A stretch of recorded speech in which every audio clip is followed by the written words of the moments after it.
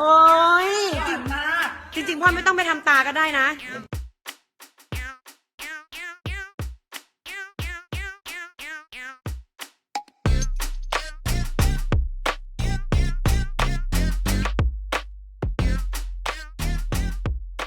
โอเค การกินอายไลเนอร์นะคะเมคอัพรายวันเนี่ยมันไม่ยากเลยนะคะ ไม่ต้องกลัวนะคะหลับตาลงไปเลยค่ะอ่ะ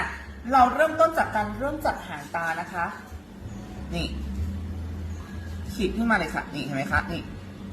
เราเห็นไหมคะเราจะได้เส้นโครงมันละอ่ะเดี๋ยวค่ะนี่เห็นไหมคะคือเริ่มเห็นโครงหรือยังเริ่มเห็นโครงแล้วนะเห็นไหมคะมันไม่ยากค่ะหลับตาค่ะห้ามแต่ปากกาที่น้องเขียนคือปากกาเป็นสีหัวมานะไม่ใช่ค่ะนี่ เดี๋ยวก่อน ไม่ใช่ อันนี้ลบไม่ได้นะ ลบบอกเปล่า มันเอาลบยากนิดนึงแต่ออกอาจจะออกแน่นอน วันนี้ออกแน่นอน วันนี้ออกแน่นอน